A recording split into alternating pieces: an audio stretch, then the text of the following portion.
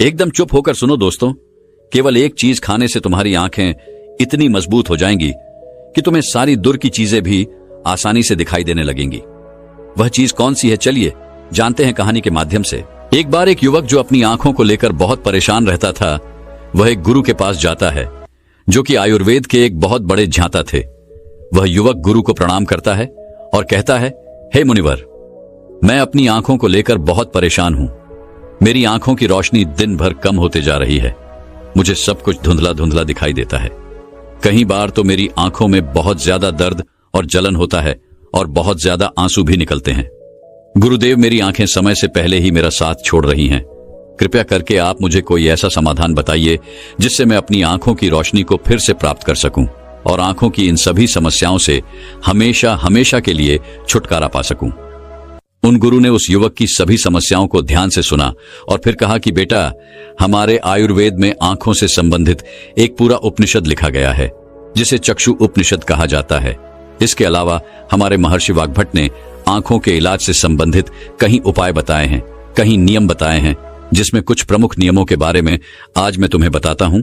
और इसके साथ ही आज मैं तुम्हें एक ऐसे चूर्ण के बारे में बताऊंगा जिसका 15 दिन उपयोग करने से ही आपकी आंखों की ज्योति जो है वह वापस लौट आएगी।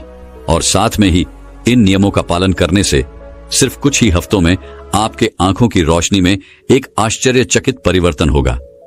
आप खुद देखेंगे कि आपकी आंखों की रोशनी वापस लौट आएगी और आपको पहले से अधिक स्पष्ट दिखाई देगा।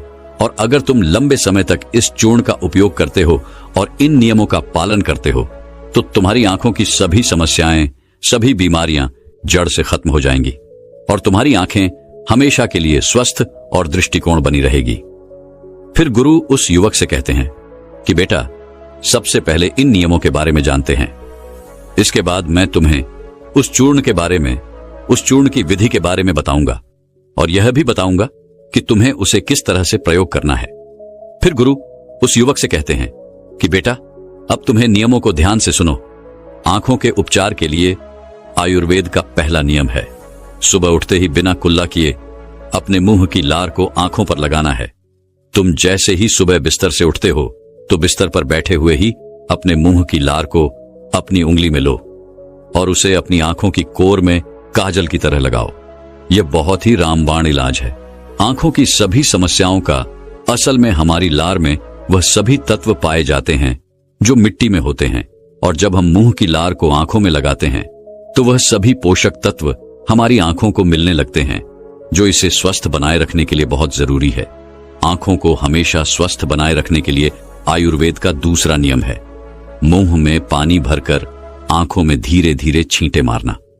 तुम जब रोज सुबह अपनी आंखों को धोते हो तो उसे ऐसे ही मत धो, बल्कि उससे पहले अपने मुंह में पानी भरो, फिर अपनी आंखों पर कम से कम 20 छींटे मारो। छींटे इतनी तेजी से ना मारो कि आपकी आंखों में दर्द होने लगे, वह लाल हो जाए। हमें बस इतनी तेजी से छींटे मारने हैं ताकि पानी आपकी आंखों के अंदर चला जाए। जब आप आंखों में छींटे मारते हैं तो अंदर की छोटी से छोटी गंदगी भी पानी के साथ भरकर निकल जाती है और आंखें साफ हो जाती हैं। और मुंह में पानी भरने का कारण यह है कि जब हम आंखों में छींटे मारते हैं तो आंखों का कचरा जो है वह मुंह के रास्ते से न जाकर सीधे आंखों से ही पानी के साथ बाहर निकल आए, क्योंकि आंखों की कहीं बीमारियां सिर्फ आंखों में धूल मिट्टी जाने के कारण या कचरा जाने के कारण पैदा होती है। और जब यह सब कचरा साफ होगा तो हमारी आंखें भी स्वस्थ होंगी। फिर गुरु उस युवक को तीसरा नियम बताते हुए कहते हैं कि बेटा, सूर्य देव को देखना है। हर दिन लगभग 5 मिनट के लिए सूर्य देव को देखना है, लेकिन दोपहर में या तेज धूप में नहीं, सिर्फ उगने से 1 घंटे के अंदर अंदर या फिर सूर्यास्त होने के 1 घंटे पहले। सबसे ज्यादा अच्छा तो यह होगा कि तुम सूर्य देव के उगने या अस्त होने के समय उनके दर्शन करो, और जब जरूरत महसूस हो तो पलके झपका भी सकते हो। शुरू में इसे 1 मिनट के साथ शुरू करो और धीरे धीरे इसे 5 मिनट तक लेकर जाओ। सूर्य दर्शन के समय सूर्य की किरणें हमारी आंखों में अवशोषित होती हैं और हमारी आंखों को ठीक करती हैं। अंत में अपनी दोनों हथेलियों को रगड़कर उसे अपनी आंखों के ऊपर रख लो, लेकिन इस बात का ध्यान रखना कि आपको अपनी आंखों के ऊपर रखना है, उन्हें दबाना नहीं है। ऐसा करने से आंखों को आराम मिलता है। चक्षु अपने शक में सूर्य देव को आंखों का वेद कहाँ गया है। फिर गुरु उस युवक को अगला नियम बताते हुए कहते हैं कि आंखों का व्यायाम करो। आप इसे किसी भी समय कर सकते हैं, लेकिन सुबह और सोने के पहले करने से यह ज्यादा फायदा देता है। इसके लिए सबसे पहले तो अपनी आंखों को 10 बार ऊपर नीचे करो, 10 बार ऊपर करो और 10 बार नीचे करो। जितना हो सके उतना ऊपर करो और जितना हो सके उतना ही नीचे लो। लेकिन इस बात का ध्यान रखना है कि आंखों के साथ सर नहीं घूमना चाहिए। सर स्थिर होना चाहिए। सिर्फ और सिर्फ आपकी आंखें घूमने चाहिए। आंखों को ऊपर नीचे करने के बाद आंखों को 10 बार बाईं ओर और 10 बार दाईं ओर लेकर जाओ। इसके बाद 10 बार आंखों को ऊपर कोने की ओर और 10 बार आंखों को निचले कोने की ओर लेकर जाओ। इसके बाद आंखों को गोल गोल घुमाते हुए एक वृत्ताकार आकृति बनाने का प्रयास करो। आंखों को 10 बार दाहिनी ओर गोल गोल घुमाएं और 10 बार बाएं ओर गोल गोल घुमाएं। फिर सबसे जरूरी व्यायाम, अपने हाथ के अंगूठे को अपनी दोनों आंखों के बीच में रखो और अपने नाखून के हिस्से को देखो और बिना ध्यान हटाए धीरे धीरे अपने अंगूठे को दूर लेकर जाओ। इस दौरान आपका पूरा ध्यान अंगूठे के नाखून पर होना चाहिए। जैसे ही अंगूठा दूर जाए तो सारा ध्यान अंगूठे से हटाकर उसके पीछे वाली चीज पर लगाओ। फिर वापस अंगूठे के नाखून पर ध्यान केंद्रित करो और फिर उसे धीरे धीरे अपने नाक के पास लो। इस प्रक्रिया को तुम्हें 10 बार दोहराना है और फिर इसके बाद अपने दोनों हथेलियों को रगड़कर अपनी दोनों आंखों को ढक लेना है और आंखों को आराम देना है। दरअसल हमारी आंखों के आसपास बहुत सारी मांसपेशियां होती हैं जो हमारी आंखों को चलाती है, उन्हें नियंत्रित करती है। बिना व्यायाम के यह मांसपेशियां कमजोर पड़ जाती है, लेकिन इस व्यायाम को करने से तुम्हारी आंखों की मांसपेशियां मजबूत होती हैं और वह अपनी कोई भी ताकत दोबारा हासिल कर सकती है। फिर गुरु अगला नियम बताते हुए कहते हैं कि शरीर को साफ रखो, क्योंकि शरीर साफ तो बीमारियां साफ। आयुर्वेद के नियम के अनुसार यदि हमारा शरीर भीतर से साफ है तो हमें कोई बीमारी नहीं हो सकती है। अगर हमारी आंतें साफ है और उनमें कोई भी पुराना भोजन जमा नहीं हुआ है तो हमारा पेट सुबह एक बार में ही साफ हो जाता। हमें कब्ज की समस्या कभी नहीं होती है, तो हमारा हर एक अंग स्वस्थ रहेगा और हमारी आंखें भी स्वस्थ रहेंगी। अपने शरीर को अंदर से स्वस्थ रखने के लिए तुम्हें रोज 16 घंटे का उपवास या फिर एक दिन 24 घंटे का उपवास करना चाहिए। फिर गुरु उसे आगे बताते हुए कहते हैं कि बेटा, अपनी आंखों को त्रिफला के जल से धो लो। त्रिफला एक बहुत ही प्रसिद्ध आयुर्वेदिक औषधि है। महान आशी वाग्भट ने त्रिफला को इंसानी शरीर के लिए अमृत तुल्य बताया है। त्रिफला जैसे ही उसका नाम है, यह 3 फलों से मिलकर बना है। पहला है आंवला, दूसरा है बहेड़ा और तीसरा है हरड़। को बनाते समय इन तीनों की मात्रा का ध्यान रखना बहुत आवश्यक है। त्रिफला बनाने के लिए आंवला, बहेड़ा और हरड़ का अनुपात 1:2 और 3 होना चाहिए, यानी आंवला 3 गुना, बहेड़ा 2 गुना और हरड़ 1 गुना होनी चाहिए। इन तीनों को सूखाकर इनके बीज निकालकर इसे अच्छे से पीसकर मिला लीजिए। इस तरह से त्रिफला का चूर्ण तैयार हो जाता है।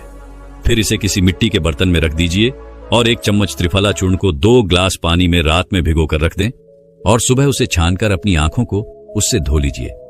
ऐसा करने से बहुत ही तेजी से आंखों की सभी समस्याओं में आराम मिलता है और आंखों की रोशनी बहुत ही तेजी से बढ़ती है। त्रिफला सिर्फ आपकी आंखों के लिए नहीं बल्कि हमारे शरीर के लिए भी बहुत फायदेमंद होता है, क्योंकि यह वात, पित्त और कफ तीनों दोषियों को नियंत्रित करता है। शरीर को साफ करने के लिए त्रिफला को 2 तरीके से लिया जा सकता है, एक रात को और दूसरा सुबह।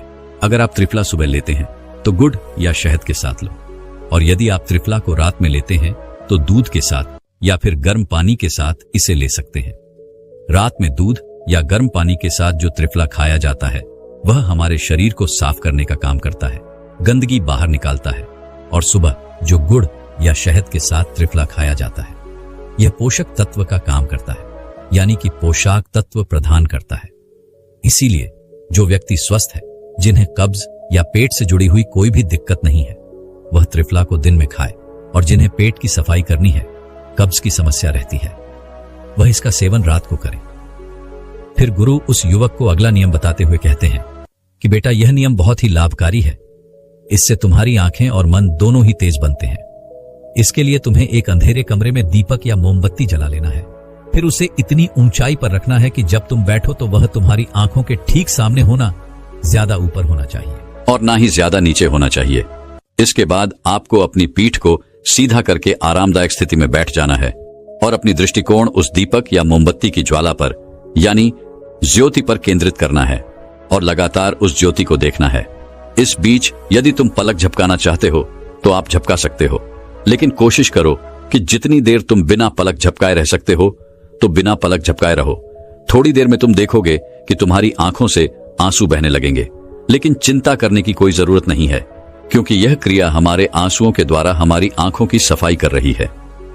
इस प्रक्रिया के बीच आप आंखों के आंसू को रोकने का प्रयास न करें, बस इन्हें बहने दें। इस दौरान अपने हाथों से अपनी आंखों को भी स्पर्श नहीं करना है। जब यह प्रक्रिया पूरी हो जाए तब अपनी दोनों हथेलियों को रगड़कर धीरे धीरे अपनी आंखों के पास लेकर जाओ और आंखों को ढक लो। यह प्रक्रिया रोज रात को सोने से पहले कुछ मिनट के लिए करो। फिर तुम स्वयं देखोगे कि तुम्हारी आंखों की रोशनी दिन प्रतिदिन बढ़ती जा रही है। इस प्रक्रिया को करने से आपकी आंखों की रोशनी के साथ साथ आपकी एकाग्रता भी बढ़ती है। फिर गुरु उस युवक को अगला नियम बताते हुए कहते हैं कि किसी भी ठंडी सब्जी जैसे खीरा, लौकी और आलू के छोटे छोटे टुकड़ों को कुछ मिनट तक अपनी आंखों के ऊपर रखो। जब हम खीरे या लौकी को इस तरह से छोटे छोटे टुकड़ों में काटकर आंखों के ऊपर रखते हैं तो हमारी आंखों के आसपास का जो क्षेत्र है वह ठंडा हो जाता है और बाकी का क्षेत्र गर्म रहता है, जिससे आंख और सर के बीच का जो तापमान है उसमें अंतर आ जाता है और ज्यादा से ज्यादा रक्त आंखों की तरफ आने का प्रयास करता है। फिर जिस जगह पर रक्त का प्रवाह ज्यादा होता है उस जगह का इलाज खुद ब खुद शुरू हो जाता है। इस प्रक्रिया को आपको हर दिन 10 से 12 मिनट तक जरूर करना है। इससे आपकी आंखों की रोशनी बढ़ेगी और आप ताजगी महसूस करेंगे। फिर गुरु उस युवक को अगला नियम बताते हुए कहते हैं कि बेटा, तुम्हें रोज ऐसा काम करना है जिसमें ज्यादा रक्त का प्रवाह हो, जैसे शीर्षासन, भस्त्र का आसन। ऐसे आसनों को करने से रक्त की ज्यादा मात्रा आंखों की तरफ जाती है और आंखें स्वस्थ बनी रहती है। फिर गुरु उस युवक को कहते हैं कि बेटा, तुमने नियमों के बारे में तो जान लिया, अब मैं तुम्हें उस चूर्ण के बारे में बताता हूं जिसका उपयोग तुम्हें करना है, और उसका उपयोग करने से कभी भी तुम्हारे आंखों की ज्योति खराब नहीं होगी, और अगर जिनको चश्मा लग चुका चाहे उनका चश्मा भी कुछ हफ्तों में उतर जाएगा। इस चूर्ण को बनाने के लिए आपको 4 चीजों का प्रयोग करना है, जिसमें पहली चीज है सौंफ, दूसरी चीज है बादाम, तीसरी चीज है धागे वाली मिश्री और चौथी चीज है काली मिर्च। हमें सबसे पहले तवे पर सौंफ को थोड़ा सेक लेना है। सौंफ को नेत्र ज्योति के रूप में अव्वल माना जाता है। इसकी तासीर ठंडी होती है। इसके साथ ही यह खाने को पचाने में बहुत ज्यादा मदद करती है। सौंफ हमारे शरीर के मोटापे को भी कम करती है। सौंफ में पोटेशियम, मैग्नीशियम, जिंक, लोहा, कॉपर जैसे मिनरल्स भरपूर मात्रा में होते हैं। आपको सौंफ को तब तक सेकना है जब तक उसमें खुशबू ना आ जाए। जब खुशबू आने लगे तब आप उसे नीचे उतार लीजिए। फिर आपको बादाम को हल्का हल्का सेकना है। बादाम में विटामिन ए प्रचुर मात्रा में होता है, जो हमारे दिमाग को तंदुरुस्त रखता है। इसमें प्रोटीन एवं फाइबर काफी अच्छी मात्रा में पाए जाते हैं, जिसकी वजह से हमारा पेट भरा भरा रहता है और यह हमारे मोटापे को भी कम करती है। इसके बाद आपको बादाम और सौंफ को अच्छी तरीके से पीस लेना है। इसका बारीकी टोन बना लेना है और इसके बाद आपको धागे वाली मिश्री में से धागा निकाल देना है और उसे कूट कर उसका बारीक टोन बना लेना है। फिर आपको 10 से 15 काली मिर्च लेनी है। काली मिर्च में एंटी इन्फ्लामेटरी तत्व पाए जाते हैं, जो आंखों के लिए बहुत लाभदायक होते हैं। इसके साथ ही काली मिर्च जीवाणु रोधक और इम्यूनिटी बढ़ाने में सहायक होती है, जिससे आंखों की रोशनी मजबूत बनती है। काली मिर्च में विटामिन ए और विटामिन ई पाए जाते हैं, जो आंखों के लिए बहुत लाभदायक हैं। काली मिर्च को भी आपको अच्छी तरीके से कूट लेना है, उसका भी बारीक चूना बना लेना है। फिर आपको इन चारों चीजों को एक साथ मिक्स कर लेना है। फिर आपको इस चूर्ण को 1 चम्मच गुनगुने पानी में या फिर 1 गिलास दूध में सुबह सुबह खाली पेट लेना है। इसको लेने से आपकी आंखें बिल्कुल स्वस्थ रहेगी और साथ ही साथ आपका पेट भी बिल्कुल साफ होगा। आप अच्छी तरह से फ्रेश हो पाएंगे। इससे आपको अच्छी नींद आएगी और आपकी आंखों की रोशनी और दिमाग तेज होगा। और यह चारों चीजें जो हैं वह आपको अपने घर में ही उपलब्ध हो जाएंगी। फिर गुरु उस युवक से कहते हैं कि बेटा, आज के समय में आंखों को स्वस्थ रखने के लिए जो सबसे ज्यादा जरूरी है वह है अपनी स्क्रीन टाइम को कम करना। आजकल लोग सुबह उठते ही सबसे पहले अपने फोन के मैसेज को देखते हैं और फिर पूरे दिन यहां तक कि देर रात तक मोबाइल या लैपटॉप को यूज करते हैं। और इन लैपटॉप, फोन, टीवी से निकलने वाली लाइट हमारी आंखों के लिए बहुत नुकसानदायक होती है। इसीलिए आप एक ऐसा रूटीन बनाएं जिसमें आप रात में 8 या 9 बजे के बाद किसी भी तरह की स्क्रीन को नहीं देखेंगे। ऐसा करने से आपकी आंखों को तो आराम मिलेगा ही, साथ ही साथ आपकी नींद जो है वह गहरी हो पाएगी और अगले दिन आपका रोना महसूस करेंगे। और अगर आपका काम देर रात तक लैपटॉप पर है तो आप हर कुछ देर में ब्रेक लो, आंखों को बंद करो और उन्हें आराम दो। इसके अलावा आप अपने खाने में विटामिन ए और विटामिन सी को शामिल करो, जैसे गाजर, संतरा, चक्र इत्यादि। ये सब आपकी आंखों को स्वस्थ रखने के लिए अहम भूमिका निभाते हैं। एक बार एक आयुर्वेदिक गुरु जी के पास एक लड़का आता है और वह उन गुरु से कहता है कि हे गुरुवर, मेरा पाचन तंत्र सही नहीं रहता है। मैं जो कुछ भी खाता हूं वह मुझे हजम नहीं होता है। इसकी वजह से मुझे गैस की समस्या बनी रहती है। मुझे ऐसे लगता है कि जैसे मेरा पेट तो भरा भरा रहता है। पेट भरा भरा महसूस होने के कारण मुझे भूख भी बहुत कम लगती है। मेरे चेहरे पर दाग धब्बे रहते हैं। मुझे कब्ज की समस्या रहती है और मेरा पेट खुलकर साफ भी नहीं हो पाता है। गुरुदेव, मैंने इसके लिए बहुत सारी दवाइयां ली हैं, लेकिन फिर भी मुझे कोई आराम नहीं मिला। इसीलिए गुरुदेव, आप मेरी समस्या का हल मुझे बताएं। इसके बाद गुरु उस लड़के को कहते हैं कि जो भी तुमने मुझे अपनी समस्या बताई है वह सब तुम्हारे खाने के न पचने के कारण हुई है। इसलिए तुम यह समझो कि तुम्हें अपने खाने को पचाने के लिए करना क्या होगा और वह क्या उपाय हैं जो तुम्हें करने होंगे ताकि तुम्हारा पाचन तंत्र जो है वह मजबूत बन सके। और मैं तुम्हें आज 5 ऐसी आयुर्वेदिक औषधियां भी बताऊंगा जिनका उपयोग करने से तुम्हारा पाचन तंत्र मजबूत हो जाएगा और तुम्हारे खाने का कण कण पचेगा। फिर वह गुरु उस लड़के से कहते हैं कि सबसे पहले तुम यह समझ लो कि पाचन तंत्र में खराबी होने का सबसे बड़ा कारण जो है वह है पेट की सड़न। जब तुम्हारे पेट में खाना जाता है और वह ठीक से नहीं पचता है तो फिर वह सड़ता है और आपके पेट की समस्याओं का सबसे बड़ा कारण भी यही है। जब खाना पेट में जाकर पचने की जगह सड़ता है तो इससे ही आपको गैस की समस्या, एसिडिटी, भारीपन की समस्या होती है और आपको भूख लगना कम हो जाती है। इसके बाद गुरुजी कहते हैं कि अब सवाल यह उठता है कि आखिर खाना पचने की जगह क्यों जाता है। तो इसका कारण है आपकी मंदाकिनी। देखो, ध्यान से सुनो बेटा, आपके पेट में एक अग्नि होती है जिसे जठराग्नि कहते हैं। जब आपका खाना पेट में जाता है तो यह अग्नि उस खाने को पचाने का काम करती है। जब यह अग्नि धीमी हो जाती है तो आपका खाना पचने की जगह सड़ता रहता है। अब यह अग्नि जो है वह मंद क्यों होती है, तो इसको समझने के लिए आपको आयुर्वेद के 4 नियमों को समझ लेना बहुत जरूरी है। अगर इन 4 नियम के हिसाब से आप अपनी जीवन शैली और अपने खान पान में परिवर्तन कर लेते हैं तो आपके पाचन की समस्याओं में से 90% समस्याओं का हल तो हो ही जाएगा। चाहे फिर आपको कॉन्स्टिपेशन की समस्या हो, लूज मोशन की समस्या हो या फिर कोई भी पेट से संबंधित विकार हो।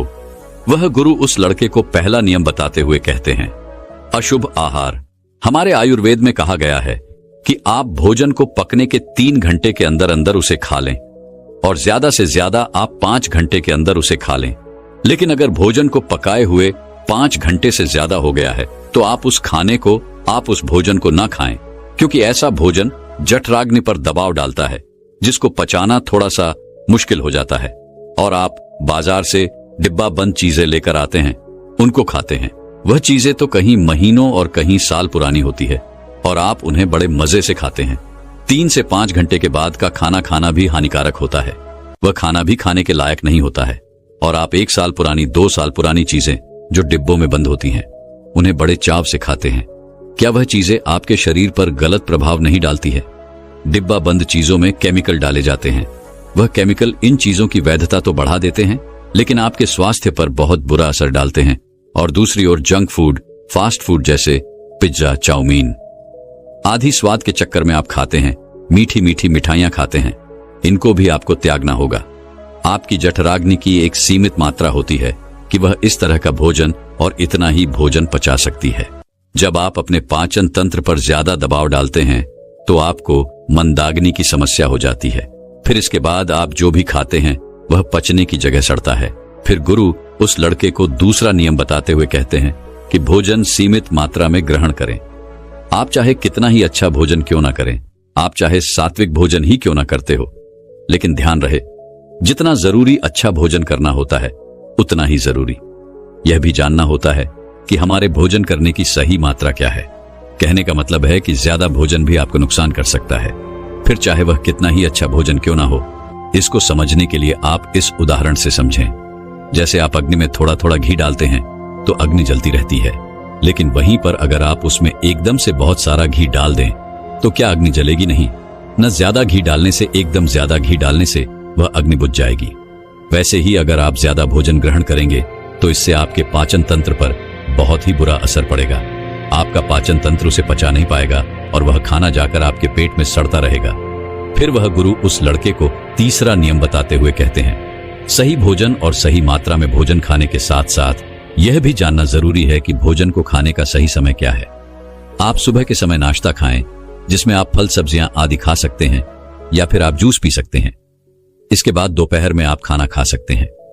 उसका सही समय 12 से 1 बजे के बीच होता है। इसके बाद आपको शाम का खाना जो है वह थोड़ा जल्दी खाना होगा। जैसे कि आप शाम का खाना 6 से 7 बजे के बीच खा लें, और शाम का खाना आपको बिल्कुल हल्का खाना चाहिए। मगर लोग शाम को खाना एक तो देर से भी खाते हैं और दूसरा हल्का भोजन खाने की जगह भारी भोजन खाते हैं, फिर सीधा सोने चले जाते हैं, जिससे पाचन तंत्र मंद हो जाता है और खाना पचने की जगह सड़ने लगता है। इसीलिए शाम का खाना शाम ढलते ही खा लेना चाहिए और खाना खाते ही बिस्तर नहीं पकड़ना चाहिए। फिर वह गुरु उस लड़के को चौथा नियम बताते हुए कहते हैं कि पर्याप्त मात्रा में पानी पीना भी आपके पाचन तंत्र को मजबूत करता है।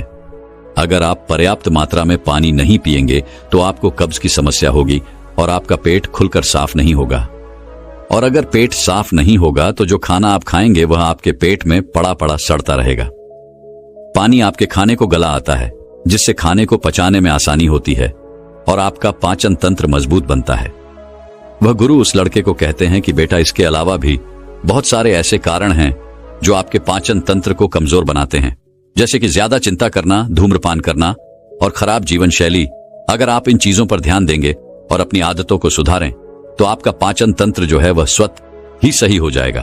फिर वह गुरु उस लड़के को कहते हैं कि इन आदतों और नियमों के अलावा अगर आप कुछ आयुर्वेदिक औषधियां भी लेते हैं तो आप अपने पाचन तंत्र को बहुत ही बेहतर बना पाएंगे, और फिर उसके बाद आप जो भी खाएंगे वह आपको सब पच जाएगा।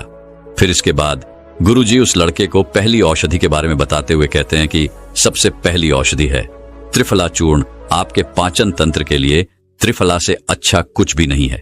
यह सबसे बढ़िया औषधि है। त्रिफला पाचन शक्ति बढ़ाने और मेटाबॉलिज्म में सुधार करने का एक प्रभावी नुस्खा है। दरअसल त्रिफला 3 आयुर्वेदिक हर्ब्स का एक अद्भुत मिश्रण है।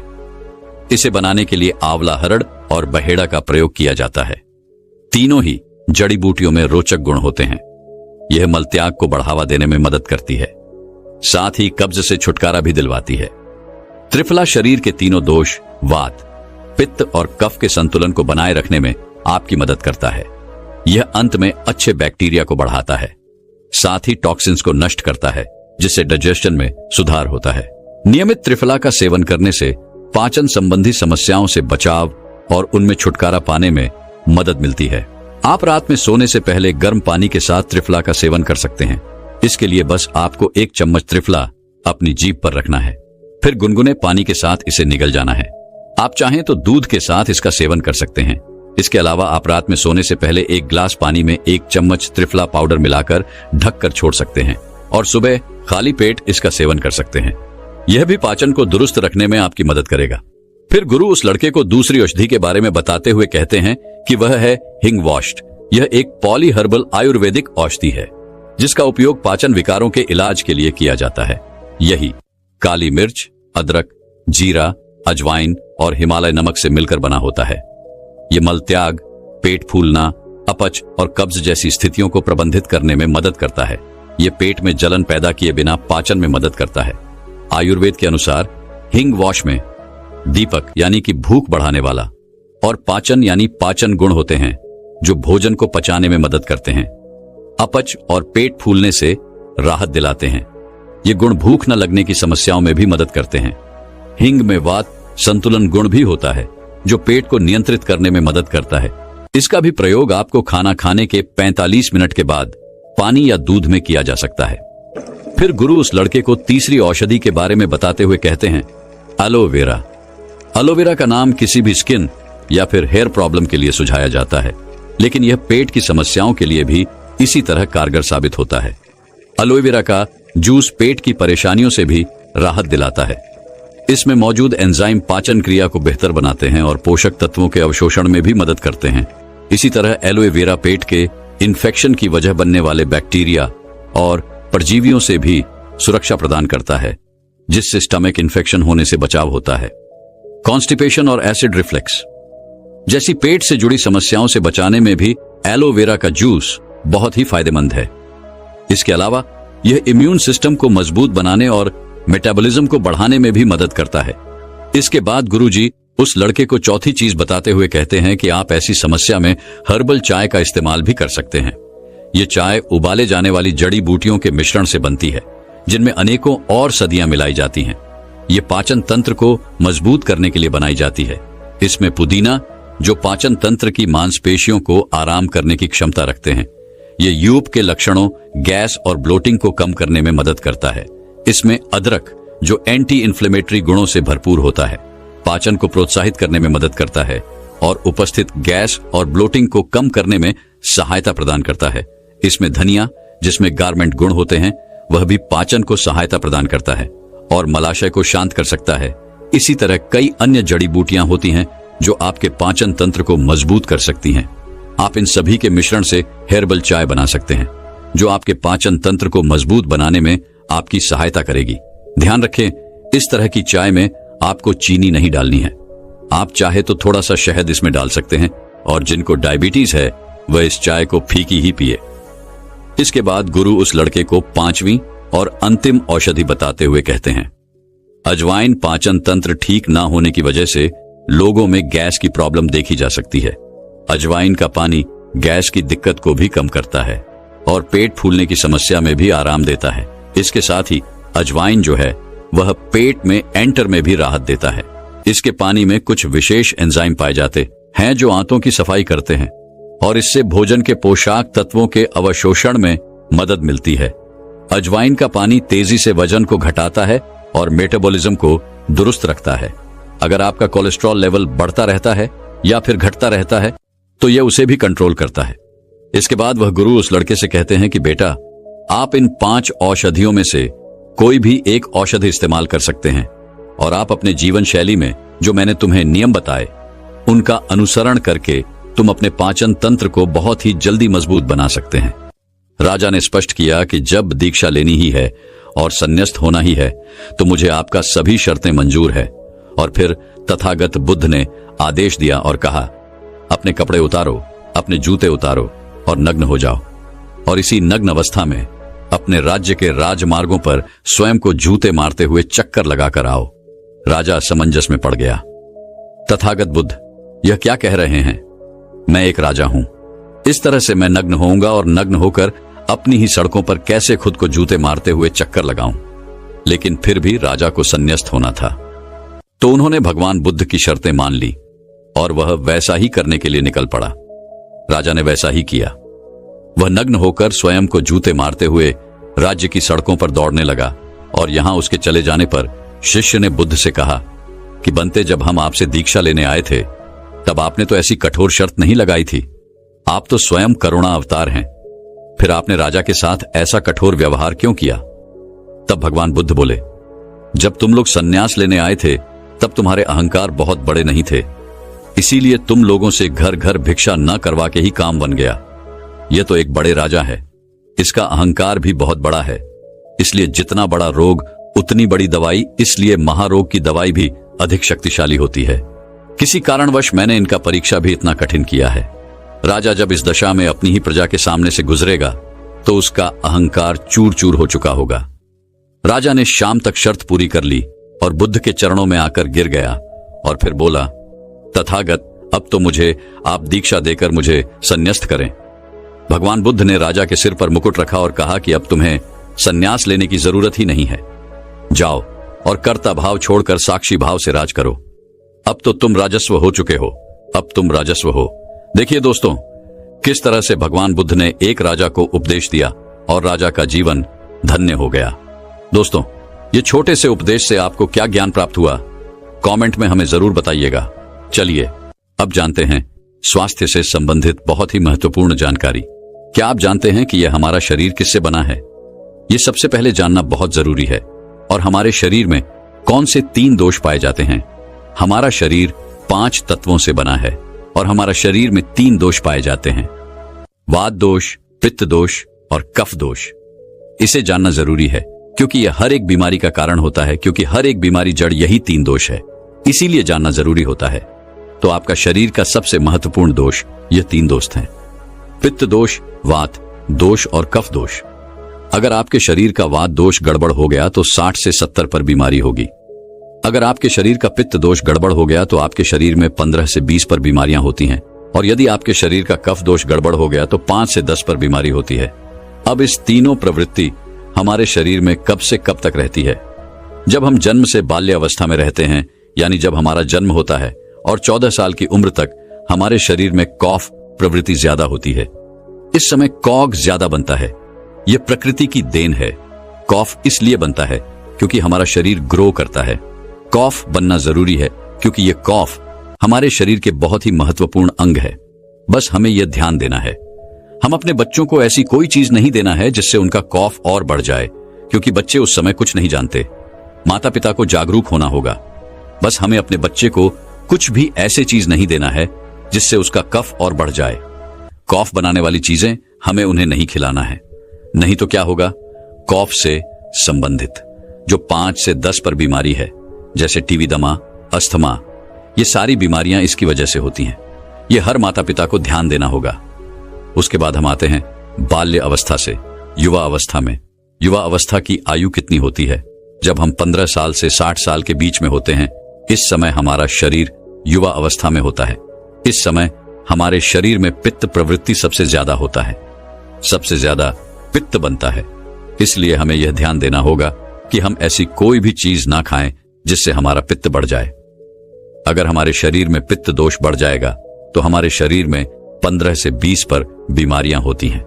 इसके बाद हमारा आता है वृद्धावस्था था। 60 साल की उम्र हमारा वृद्धावस्था होता है। इस समय हमारे शरीर में वह दोष बढ़ता है और वात दोष से संबंधित 60 से 70 पर बीमारियां हमारे शरीर में होती हैं। तो आपको ऐसी कोई चीज नहीं खाना है जिससे वात दोष बढ़े। तो दोस्तों, यह आप समझ गए कि आपके शरीर में 3 दोष का क्या रोल है।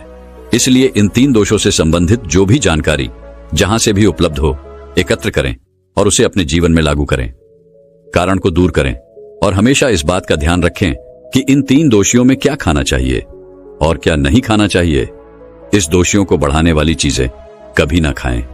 अब आप इन तीनों दोषियों के बारे में जान गए हैं, तो अब जान लें कि आपका शरीर 5 तत्वों से कैसे बना है। आपका शरीर 5 तत्वों से बना है और इन 5 तत्वों में प्रोटीन्स, विटामिन्स, सारे तत्व आते हैं। अब इस 5 तत्वों में और 3 दोषों में जो भी कमी आती है, तभी आपका शरीर बीमार होता है, अन्यथा आपका शरीर बीमार नहीं होता। अब आप समझ गए आपका शरीर बीमार होने का क्या कारण है। जैसे कुछ लोग रोते हैं, भगवान ने हमें ये कष्ट दे दिया, भगवान ने हमें ये बीमारी दे दिया, हमें गैस्ट्रिक अल्सर हो गया, हमें थायराइड, ब्लड प्रेशर, शुगर हो गया। क्यों हो गया? भगवान ने नहीं दिया, आपने खुद पाला है। जब प्रकृति आपको खाना खाने के नियमों का पालन करने के लिए कहती है, पानी पीने के नियमों का पालन करिए, इस प्रकृति का नियम पालन करिए, तो आप क्यों नहीं कर रहे हैं? जबकि हमारा शरीर उसी तत्वों से बना है प्राकृतिक तत्वों से ही तो बना है। हमारा शरीर भी पानी से ही तो बना है, खाने से ही तो बना है, पोशाक तत्वों से ही तो बना है। ये सारे नियमों का आपको पालन करना होगा। अब जब यह हमारा पित्त दोष कह रहा है कि यह चीज नहीं खाई, यह पित्त और बढ़ेगा, तो आप उसे क्यों खाते हैं? पिज्जा, बर्गर आप क्यों खाते हैं? चाय आप क्यों पीते हैं? चीनी आप क्यों खाते हैं? मैदा आप क्यों खाते हैं? जब आप ये सारी चीजें खा रहे हैं तो आपके पेट में एसिडिटी बनेगा, आपका पाचन तंत्र बीमार पड़ेगा। तो जब आपका पाचन तंत्र बीमार होगा तो अनेक बीमारियां आपको आएगी। ये तो आप खुद कर रहे हो ना, ब्रह्मांड नहीं दे रहा है, भगवान नहीं कर रहा है। हम आप इसे खुद जाने अनजाने में कर रहे हैं। हम अपने मन को, अपनी जीभ को कंट्रोल नहीं कर पा रहे हैं। तो दोस्तों, ये सारी चीजें आप छोड़ दीजिए। अब बात करते हैं कि हमें अपने शरीर पर कौन सा तेल लगाना चाहिए, कहां पर लगाना चाहिए, इस बारे में जानते हैं। आप समझ गए आपके शरीर का निर्माण कैसे होता है, इसे सुरक्षित रखना आपके हाथ में है इसकी कि सुरक्षा आप खुद कीजिए। शरीर के 4 महत्वपूर्ण अंग है जिससे आपकी शरीर की सारी नसें जुड़ी हुई हैं। पहला है नाभि, दूसरा है पैर का तलवा, तीसरा है आपकी नाक और चौथा है आपका सर। यह 4 सबसे महत्वपूर्ण अंग है और इन चारों जगह पर आपको तेल लगाना है। बस ये ध्यान देना है कि आपको कब लगाना है और कैसे लगाना है। तो सबसे पहले चलते हैं आपके पैरों के तलवे। जो व्यक्ति रोज सुबह जागकर मॉर्निंग वॉक करता है, नंगे पैर जमीन पर या फिर हरी घास पर, तो दोस्तों उसकी आंखों की रोशनी कभी कम नहीं होती। तो इसीलिए आपको पैरों के तलवे में शुद्ध तोरी का तेल लगाना है। इसके अलावा आप शुद्ध सरसों का तेल भी लगा सकते हैं। जब आप रात में सोने जाएं तो उसके पहले गुनगुने पानी से अपना पैर धो लीजिए। पैर धोने के बाद बढ़िया से उसे साफ कर लीजिए। सूख जाए जब आप बिस्तर पर लेट जाएं और अपने हाथ से मालिश कर लीजिए। रात में सोते समय यही शुद्ध सरसों का तेल, और जैसे ही आप अपने 5 मिनट दोनों हाथों से मालिश करेंगे, तेल से गर्मा हटाएगी, तुरंत ही आपको नींद आना शुरू हो जाए।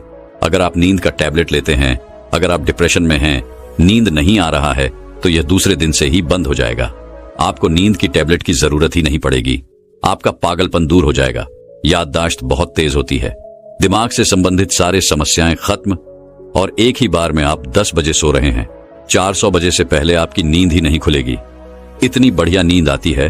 तो पैर के तलवे में तेल लगाने से आपके पाचन तंत्र मजबूत होता है, याददाश्त तेज होती है, भूख लगती है, शरीर में शक्ति मिलती है, ऊर्जा मिलती है, यानी कि शरीर की सारी पोषक तत्वों को आपूर्ति कर देता है। दूसरा स्थान है नाभि, जो कि आपके शरीर का सबसे महत्वपूर्ण अंग है।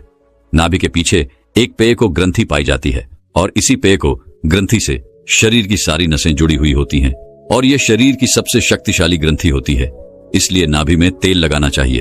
आप देखते होंगे जब आपके घर में छोटा बच्चा होता है तो माताएं उस बच्चे की तेल से मालिश करती थी, लेकिन अब तो बच्चों को तेल लगाना ही बंद कर दिया। पहले माताएं 8 से 10 बार दिन में बच्चे की तेल से मालिश करती थीं। वे कहती थीं कि हम जितनी बार तेल की मालिश करेंगे उनकी हड्डियां उतनी ही मजबूत होंगी। और वह घर पर बना हुआ शुद्ध सरसों का तेल होता था। और वह शुद्ध सरसों घर का तेल और किसका बनाती थी? किसी सरसों को घू करके, सरसों को रोलक पहले जो उसी से मालिश करती थी, पहले वह लगा देती, उसके बाद छोड़ा करके। लेकिन आज फैशन बदल गया है, लोग तरह तरह के केमिकल युक्त तेलों से मालिश कर रहे हैं। ये किसी काम का नहीं दोस्तों। कंपनियां हमें सिर्फ बेवकूफ बनाती हैं और इससे सिर्फ बीमारियां होती हैं, क्योंकि बच्चों की मालिश के लिए सबसे अच्छा तेल सरसों का है, और गांव के बच्चों को माताएं आज भी सरसों के तेल की मालिश करती हैं। दोस्तों, मैं उम्मीद करता हूं कि यह कहानी सुनने से आपके जीवन में अच्छे बदलाव आए होंगे। आपको इस वीडियो से क्या सीखने मिला, ये कमेंट करके जरूर बताएं, और अपने परिवार, स्विंगल दोस्त या आपके करीब इंसान के साथ ये कहानी शेयर करके उन्हें भी इस जनान से परिचित करवाए। बाकी अगर आपको ये वीडियो दिल से अच्छी लगी हो तो ही इस वीडियो को लाइक कर देना, और आपने अब तक इस चैनल को सब्सक्राइब न किया हो तो चैनल को सब्सक्राइब भी जरूर कर देना। आपका हर दिन शुभ हो और खुशियों से आपका जीवन भरा रहे। धन्यवाद। नमो बुद्धाय।